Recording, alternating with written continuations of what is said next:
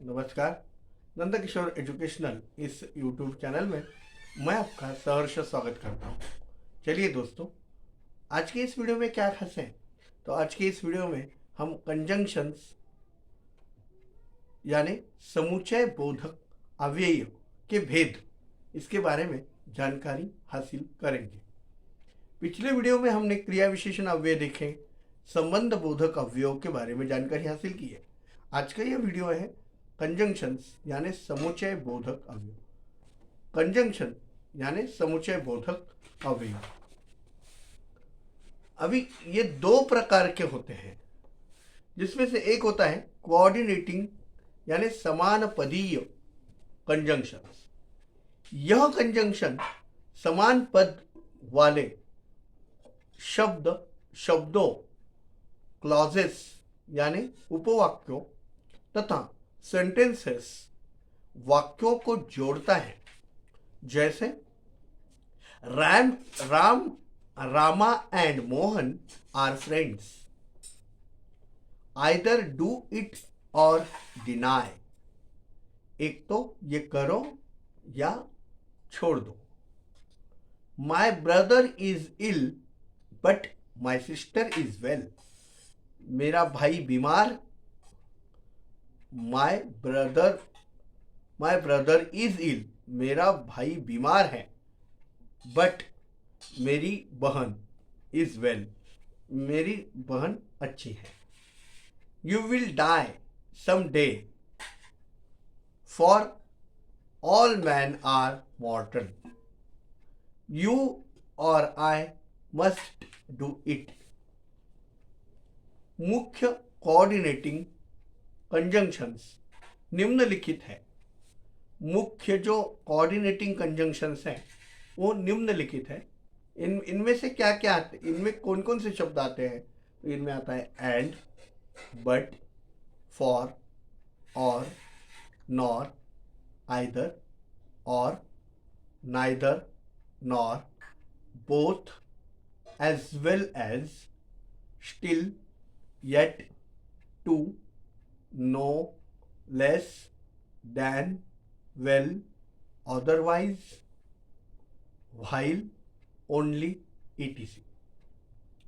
Coordinating conjunctions समान पदीय संयोगिक अव्यय यानी समान पदीय समुच्चय बोधक अव्यय निम्नलिखित चार प्रकार के होते हैं, या इनके चार प्रकार होते हैं।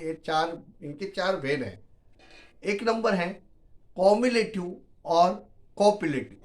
एक तो आप इसे कॉम्युलेटिव कह सकते हैं, CUMULATIV, और या तो आप इसे कॉपुलेटिव भी कह सकते हैं। अब इसे कॉम्युलेटिव में क्या है? तो सबसे पहले हम एंड का प्रयोग देखेंगे। एंड वाक्य देखिए, He came and finished his work। अब मैं सभी वाक्यों की हिंदी आपको नहीं बताऊंगा, क्योंकि आपका दर्जा बढ़ रहा है। हम 7वें पार्ट ऑफ स्पीच की तरफ बढ़ रहे हैं। अभी आपको उतना तो ज्ञान हो चुका होगा, अगर आपने मेरे वीडियोस अच्छे से देखे होंगे या देख रहे होंगे, तो आपको उतनी अंग्रेजी अभी समझ में आने में कोई कठिनाई होनी नहीं चाहिए। और हो रही है तो आप मेरे वीडियो शुरू से जाके देखिए, समझिए। मैंने एक एक पार्ट, एक एक भाग को विस्तार पूर्वक आसान लैंग्वेज में बताया है। एंड का प्रयोग देखिए, he came and finished his work. He came means आया और अपना काम पूरा कर लिया। अगला वाक्य देखिए, अगला शब्द है अल्सो का प्रयोग देखिए, he is wise and his son also. कितना अच्छा है ना। वह तो होशियार है, लेकिन उसका बेटा उससे भी। एज वेल एज का प्रयोग देखिए, Rama as well as his brother went to Delhi. Ram तो दिल्ली गया, लेकिन उसके साथ उसका भाई भी। As well as. अतः अब बोथ एंड कैसे इस्तेमाल होते हैं? He was both expelled and finished, fined, FINED, fined. Now का प्रयोग देखिए, नाउ का प्रयोग देखिए, he reached the college, now the second period had begun. जब वो कॉलेज पहुंचा तो दूसरा तास शुरू हो चुका था। टू का प्रयोग देखिए, the boys was lazy and careless too. लड़का सुस्त तो था ही, लेकिन केयरलेस, असावधान भी था। वेल का प्रयोग देखिए,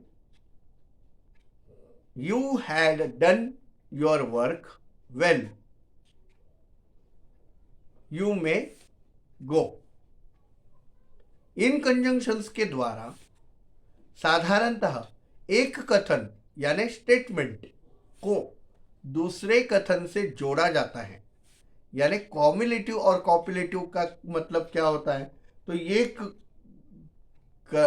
एक स्टेटमेंट को दूसरे से जोड़ने का कार्य करता है।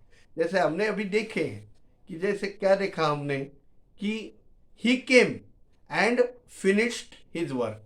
ही केम यहाँ तक एक स्टेटमेंट हुआ, एंड फिनिश हिज वर्क। ऐसे प्रकार आप इनको फोड़ अगर करोगे तो आपको एक समझ में आएगा। उन्होंने क्या कहा, साधारणतः एक कथन यानी स्टेटमेंट को दूसरे कथन से जोड़ा जाता है। यानी एक स्टेटमेंट को दूसरे से जोड़ने के लिए हम कॉम्युलेटिव या कॉपुलेटिव समुच्चय बोधक अवयव का प्रयोग करते हैं। अंडरस्टैंड? अगला प्रकार देखते हैं हम।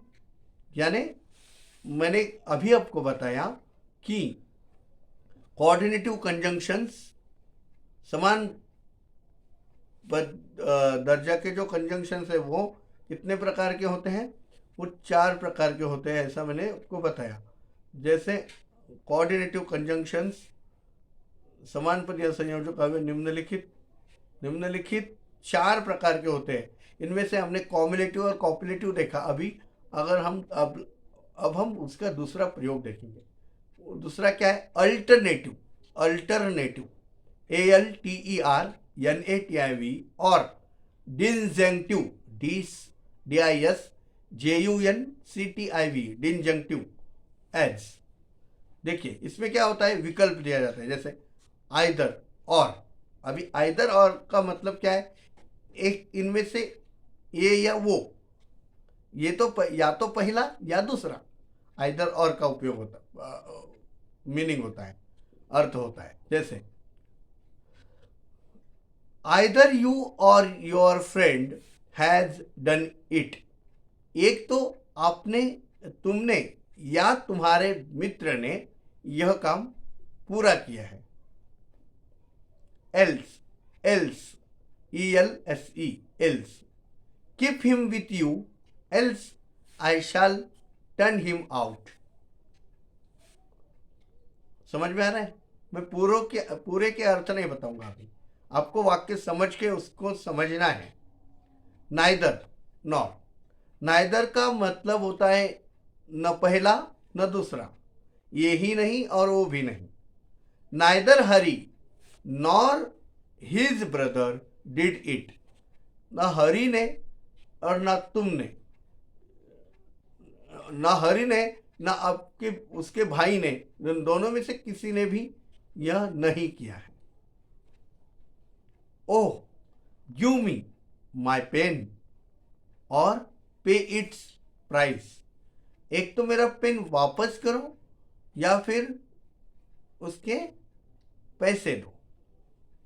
अब अदरवाइज का प्रयोग हम देखते हैं इसमें। Be quite,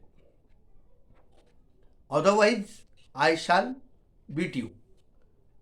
be quite, otherwise I shall beat you means शांत बैठो वरना मैं आपको पीटूंगा। ओके। इन कंजंक्शंस यानी इन समुच्चय बोधक अवयव द्वारा के द्वारा दो ऐसे वाक्यों या शब्दों को जोड़ते हैं जो दो विकल्पों में से एक को चुनने का बोध कराते हैं। जैसे ये अभी आपने देखा, be quite, be quite, otherwise I shall beat you, शांत बैठो वरना मैं तुम्हें पीटूंगा, या फिर ओ गिव माई पेन और पे इट्स, एक तो मेरा पेन वापस करो या फिर इसकी रकम मुझे दो। बात समझ में आ रही है? आई होप मेरे द्वारा दी गई जानकारी आप समझ गए होंगे। आपके द्वारा कोई सुझाव भी हो या आप कुछ इसमें मुझे कुछ नए सजेशन देना चाहते हो तो कमेंट्स बॉक्स में ज़रूर दीजिए।